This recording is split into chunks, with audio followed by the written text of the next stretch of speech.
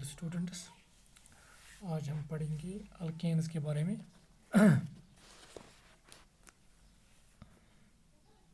Alkanes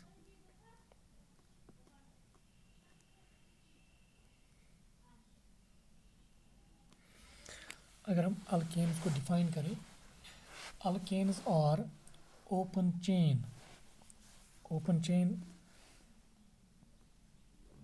hydrocarbons.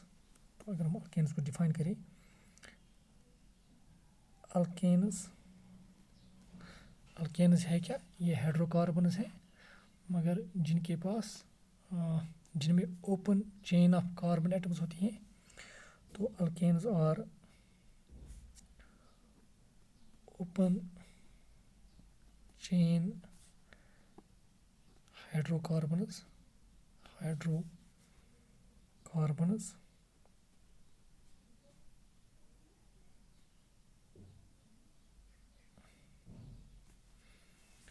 Alkanes are open chain hydrocarbons. ये open chain hydrocarbons होते हैं और उनमें एक और इम्पॉर्टेंट पॉइंट है कि इनमें कार्बन एटम्स के दरमियान सिर्फ सिंगल बॉन्ड होता है। Alkanes are open chain hydrocarbons containing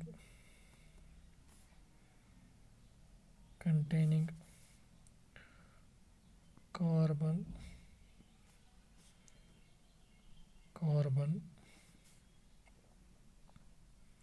single bonds। जैसे कि फॉर एग्जांपल अगर हम एग्जांपल दे देंगे, यहाँ पे we have CH4, it is also an example of alkane, इसका नाम मीथेन है। इसी तरह से एक और CH3 सिंगल बॉन्ड CH3, ये ईथेन है और ये भी एग्जांपल है अल्केन्स की। इसी तरह से एक और CH3 CH2 CH3, it is propane और ये भी है एग्जांपल अल्केन्स की। तो अल्केन्स है क्या? अल्केन्स हाइड्रोकार्बन्स है मगर वो हाइड्रोकार्बन्स जिनमें open chain of carbon atoms है, और जो वहाँ पे कार्बन एटम्स हैं अगर एक से ज़्यादा है वहाँ पे, तो उन कार्बन एटम्स के दरमियान सिंगल बॉन्ड्स है। इन अल्केन्स को ये जो अल्केन्स हैं इनको एक और नाम से भी जाना जाता है, they are also called paraffins. Alkanes are also called paraffins।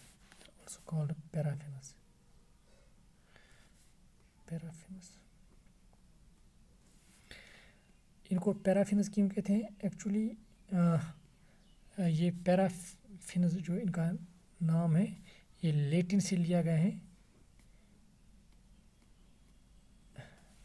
ये पैराफिन निकला है लैटिन में से, from param, that means little, और जो एफिन्स है that means affinity.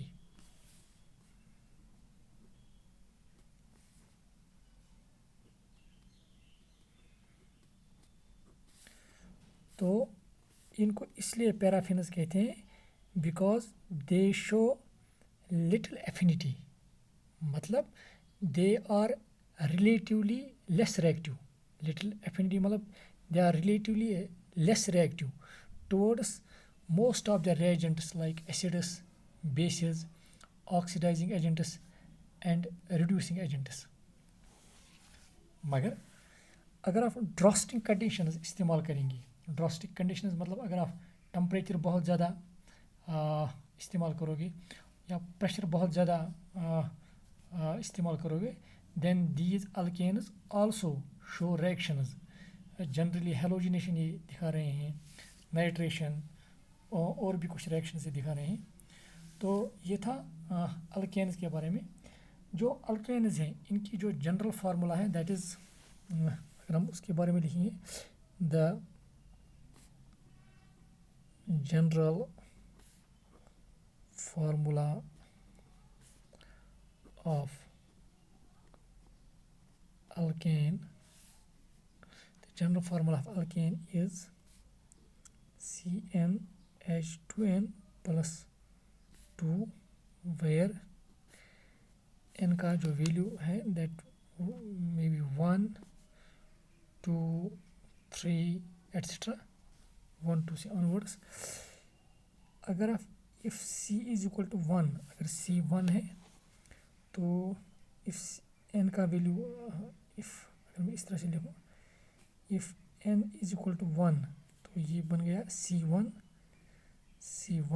H2 into 1 2 plus 2 means H4, जिसको आप सीधे 1 आप ओमिट भी कर सकते हैं, इसको हम लिख सकते हैं CH4, दैट इज़ जिसको मीथेन कहते हैं। इसी तरह से अगर आप n का वैल्यू 2 रखोगे तो ये बन जाएगा C2H 2 into 2 4 plus 2 6, it is called ethane.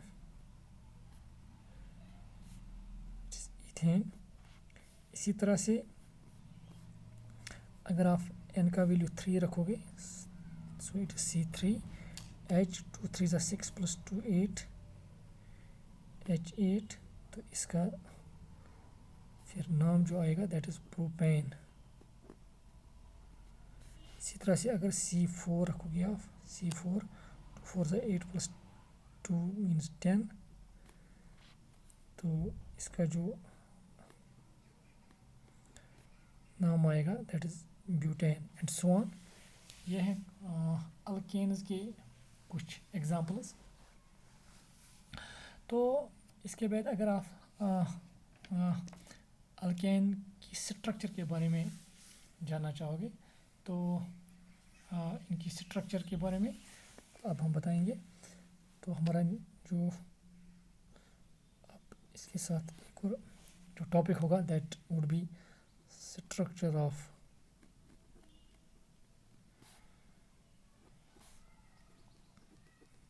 Alkanes, और हम अल्केन्स की स्ट्रक्चर डिस्कस करेंगे विथ रेफरेंस टू मीथेन। जो सिंपलेस्ट अल्केन है दैट इज़ मीथेन, हम इसी की स्ट्रक्चर यहाँ पे डिस्कस करेंगे। हम यहाँ पे that is structure of methane हम ले लेंगे, दैट इज़ CH4। अगर आप कार्बन इलेक्ट्रॉनिक कॉन्फ़िगरेशन यहाँ पे देखोगे that is 1s2 2s2 2px1 2py1 2pz0। तो as per the valence bond theory, bond बनाने के लिए अनपेयर इलेक्ट्रॉन्स होने चाहिए। तो यहाँ पे 2 p ऑर्बिटल्स के साथ पास 2 अनपेयर इलेक्ट्रॉन्स है, तो इस हिसाब से 2 बॉन्ड बनाना, ये कार्बन सिर्फ 2 ही बॉन्ड ये बना सकता है। और अगर हम मीथेन में देखेंगे ये 4 बॉन्ड बनाता है। तो वो एक्सप्लेन करने के लिए हम इसको एक्सप्लेन ऐसे करते हैं कि one of the electron from 2s that gets excited to 2pz। तो यहाँ पे जो इलेक्ट्रॉनिक कॉन्फ़िगरेशन होगी एक्साइटेड स्टेट पे 1s2 2s1 2px1 2py1 and 2pz1। तो अब ये 4 बॉन्ड बना सकता है क्योंकि 4 अनपेयर्ड इलेक्ट्रॉन्स अवेलेबल हैं। तो बॉन्ड बनाने से पहले ये एटॉमिक ऑर्बिटल्स पहले हाइब्रिडाइज होते हैं, और जो यहाँ पे हाइब्रिडाइजेशन होती है इसमें 1 s और 3 p मिक्स होते हैं। So the hybridization is called sp3 hybridization. तो यहाँ पे जो हाइब्रिड ऑर्बिटल बनते हैं, जितने एटॉमिक ऑर्बिटल्स मिक्स होते हैं उतने ही हाइब्रिड ऑर्बिटल्स यहाँ पे मिलेंगे यहाँ पे। तो यहाँ पे जो हाइब्रिड ऑर्बिटल्स होंगे वो 4 होंगे, और वो 4 हाइब्रिड ऑर्बिटल्स कार्बन एटम के अराउंड इस तरह से रहेंगे कि उनकी जो शेप होगी जब वो हाइड्रोजन के साथ बॉन्ड बनाएंगे, that would B tetrahedral for minimum repulsion and maximum stability. मतलब ये जो हाइब्रिड ऑर्बिटल है ये इस तरह से हम दिखाएंगे लाइक दिस। एक तो हाइब्रिड ऑर्बिटल इस तरह से, ये दूसरा एक और हाइब्रिड ऑर्बिटल। जो एटॉमिक ऑर्बिटल्स मिक्स हुए हैं इनके पास जिस तरह से इलेक्ट्रॉन है इसी तरह से हाइब्रिड ऑर्बिटल्स के पास भी होंगे। हर कोई हाइब्रिड ऑर्बिटल स्टेबल होने के लिए इसको 2 इलेक्ट्रॉन चाहिए, तो इट इज़ लैकिंग 1 इलेक्ट्रॉन। तो यहाँ से हाइड्रोजन आकर इसके साथ बॉन्ड बनाएगा, तो यहाँ पे जो एक और हाइड्रोजन इसके साथ बॉन्ड बनाएगा, तो इसका हाइड्रोजन इसके साथ, तो एक हाइड्रोजन इसके साथ। तो ये जो बॉन्ड्स होंगे, अगर आप बॉन्ड एंगल यहाँ पे देखोगे, ये bond angle the bond angle in methane that is 109 degree in 28 minutes. ये टेट्राहेड्रल शेप ये इसलिए अख्तियार करता है कि इनकी इसी शेप में जो रिपल्शनस हैं वो मिनिमम है। जब रिपल्शनस मिनिमम होगी स्टेबिलिटी मैक्सिमम होगी। मतलब मीथेन इसी शेप में मैक्सिमम स्टेबल है। That is why methane has this shape is called tetrahedral shape.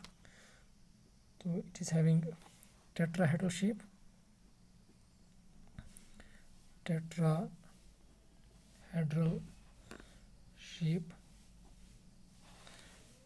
Tetrahedral shape of methane. ये टेट्राहेड्रल शेप हम इसकी 3D व्यू भी दिखाते हैं by using wedge and dash formula, and इसकी 2D स्ट्रक्चर भी बाय यूजिंग फिशर प्रोजेक्शन। तो अगर हम इस मीथेन के बारे में बताएंगे तो मैं यहाँ पे लिखूँगा 3D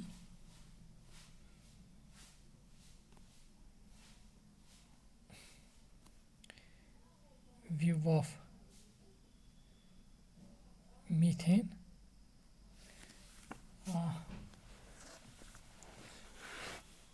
by wedge and dash formula, by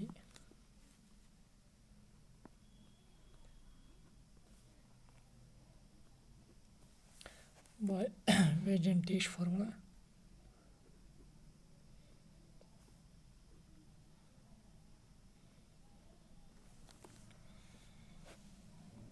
तो अगर मैं मीथेन जो टेट्राहेड्रल शेप है वो कैसी होती है, तो अगर मैं यहाँ पे आपको दिखाऊं, तो मैंने कोशिश की कि मैंने ये दिस इज टेट्राहेड्रल शेप। अगर अभी देखेंगे it is tetrahedral shape like this. यहाँ पे टेट्राहेड्रल शेप है।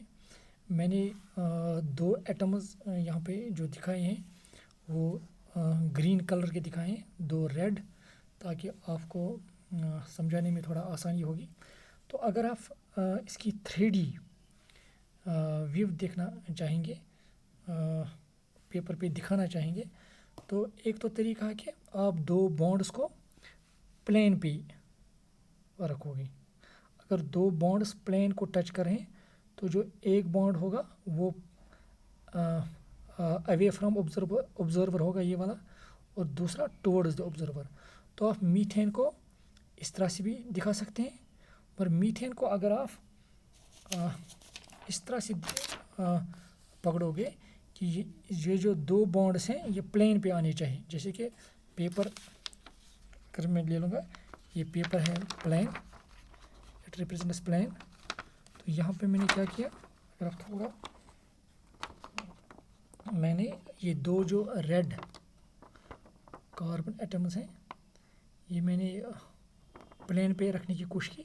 तो जब मैं प्लेन पे रख रहा हूँ ये दो बॉन्ड्स, ये वाला और ये वाला, तो यहाँ पे क्या होता है, जो ग्रीन वाला है वो बाहर आता है, ये फिर प्लेन को टच नहीं करता है। तो इसी तरह से अगर आप यहाँ से देखोगे ये भी प्लेन को टच नहीं करेगा, ये भी प्लेन से बाहर होगा।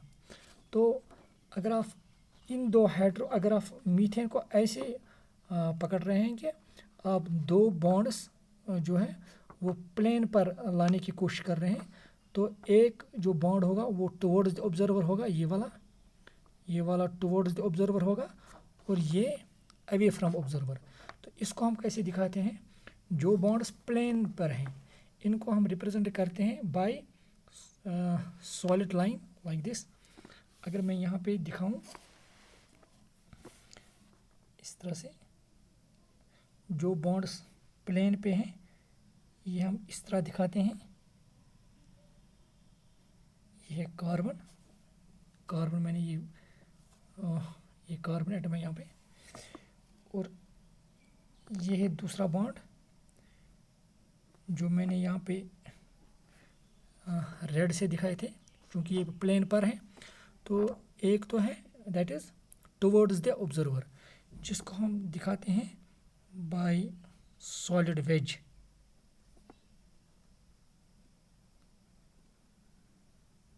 सॉलिड वेज से हम दिखाते हैं इसको,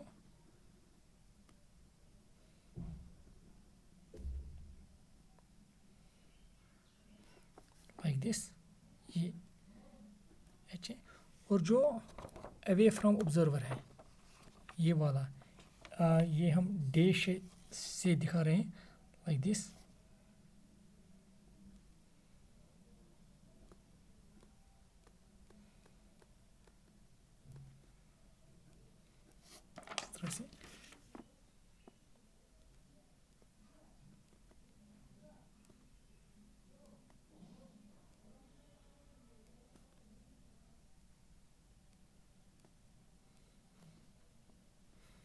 इस तरह से दिखाते हैं।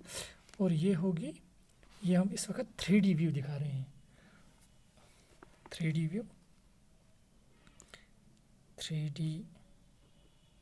View of CH4। मगर एक और तरीका है ये 3D व्यू दिखाने का। अगर मैं अब मीथेन को ऐसे पकड़ूंगा, क्या जो जिस तरह से मैंने यहाँ पे दिखाई, तो अगर ये प्लेन है मैं इस तरह से पकड़ूंगा कि अगर मैं फॉर एग्ज़ाम्पल यहाँ पे अगर मैं इस कार्बन को प्लेन पे रखूँ, जो कार्बन आइटम है बीच में, अगर ये मैं इसको ऐसे प्लेन पे रखूँ, तो ये दो जो मैंने इस तरह से रखे, अगर आप देखेंगे थोड़ा, अगर आपको लग रहा है, तो ये जो ग्रीन वाले जो दो एटम्स हैं ये फिर मेरी तरफ आ जाएंगे, और जो ये रेड वाले ये अवे फ्रॉम ऑब्जर्वर होगा। तो ये एक और व्यू है 3D व्यू, और इसको हम ऐसे दिखाते हैं। ये मीथेन है, इसको आप डिफरेंट तरीके से दिखा सकते हैं। तो अभी मैंने ऐसे दिखाया था, मैंने इनको इन दो को प्लेन में रखा था, ये टुवर्ड्स द ऑब्जर्वर था, ये अवे फ्रॉम द ऑब्जर्वर था। अब मैं ऐसे दिखा रहा हूँ, ये ऐसे। अगर तो इसका मतलब है जो प्लेन है वो इनके बीच में से जाएगा। अगर मैं इस वक्त पेपर इनके बीच में से रखा हूँ, तो अगर मैं थोड़ा इसको दिखाने की कोशिश करूँगा, अगर मैं ये मीथेन है मेरे पास, ये मीथेन जो मैंने पहले से ही दिखाया था, और मैंने यहाँ पे दो हाइड्रोजन को रेड से रिप्रेजेंट किया है और दो को ग्रीन से रिप्रेजेंट किया है। तो मैं इसको एक और तरीका है वेज और डैश फार्मूला में इसको दिखाने का। जैसे कि मैं ये पहले बाहर निकालूंगा, ताकि मैं कोशिश करूंगा कि ये जो कार्बन है ये प्लेन पर आना चाहिए मुझे। जैसे कि प्लेन पर आया, तो उसके बाद मैं क्या कर रहा हूँ, जो दो बॉन्ड्स है वो हॉरिजॉन्टल पोजीशन में होनी चाहिए, मगर ये ऑटोमेटिकली मेरी तरफ आएंगी। तो जो और दो बॉन्ड्स होंगे इसके मीथेन के, वो ऐसे आप देखोगे वो इस तरह से होंगे, that would be like this. अभी ये तो देखोगे तो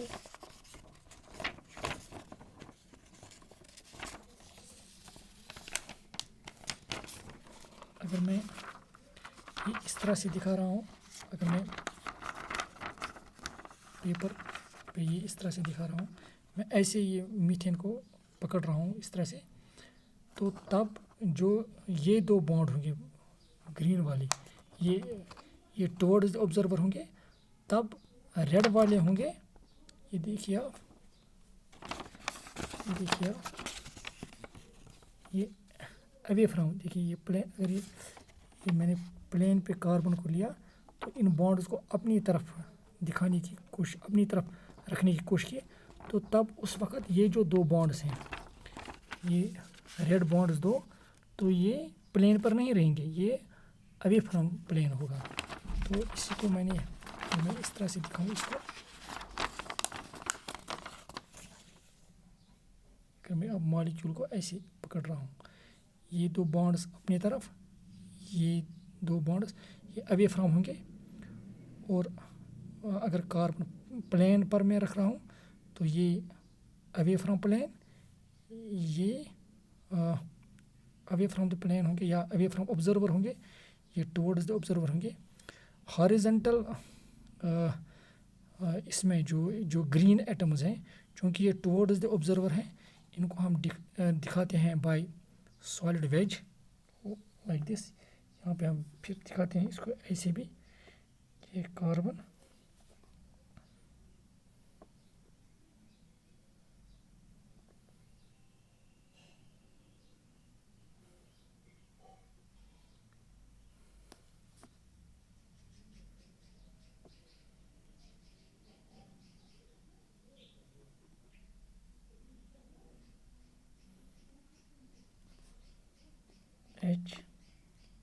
एच, तो उस वक़्त ये अवे फ्रॉम ऑब्जर्वर हैं, तो इसको मैं ऐसे दिखाऊंगा।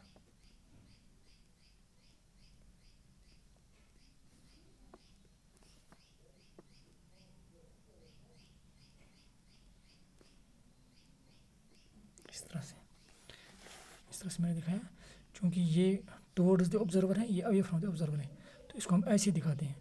तो इसका मतलब है कि ये मैं एक और 3D व्यू दिखा रहा हूँ, जिसमें मैंने मॉलिक्यूल को ऐसे पकड़ा है कि जो ये दो हाइड्रोजन एटम्स हैं ये अवे फ्रॉम ऑब्जर्वर हैं, जो वर्टिकल लाइन में मैंने हाइड्रोजन दिखाए हैं, they are away from observer, और जो हॉरिजॉन्टल में मैं दिखा रहा हूँ, दे आर टुवर्ड्स द ऑब्जर्वर। मतलब ये व्यू है मीथेन मॉलिक्यूल की।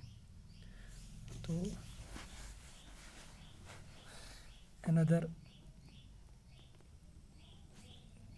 3D व्यू ऑफ मीथेन, और इसी से हम फिशर प्रोजेक्शन फार्मूला 2D में दिखाते हैं। सिंपली ये जो एटम्स हैं जो अवे फ्रॉम ऑब्जर्वर हैं, जो यहाँ पे डैश से हमने दिखाए हैं, ये इनको हम रिप्रेजेंट करते हैं bye vertical line, simple vertical line से, और जो ये टुवर्ड्स जो ऑब्जर्वर हैं ये दो, इनको हम रिप्रेजेंट करते हैं बाय हॉरिजॉन्टल लाइन से। तो यहाँ पे हाइड्रोजन, यहाँ पे हाइड्रोजन, यहाँ पे हाइड्रोजन, और यहाँ पे हाइड्रोजन, ये बन गई मीथेन की, ये बन गई मीथेन की 2D और Fischer projection formula, FISCHER, Fischer projection formula. मतलब आपको ये याद रखना है, जब भी आप फिशर प्रोजेक्शन फार्मूला देखोगे, जो वर्टिकल लाइन में एटम्स होंगी वर्टिकल लाइन में, इसका मतलब है कि वो atoms actually away from observer हैं, और जो हॉरिजॉन्टल लाइन में एटम्स है ये टुवर्ड्स द ऑब्जर्वर है। और ये यहाँ पे कार्बन एटम है जो हम नहीं दिखाते यहाँ पे। ये बाय डिफ़ॉल्ट हमें पता होता है कि यहाँ पे कार्बन एटम है। ये था तरीका कि हम मीथेन की 3D व्यू किस तरह से दिखाते हैं by using wedge and dash formula in different wedge. ये था एक तरीका। ये था दूसरा तरीका 3D व्यू दिखाने का मीथेन की, और इसी से हमने फिशर प्रोडक्शन फार्मूला बनाई मीथेन की। Thank you dear students.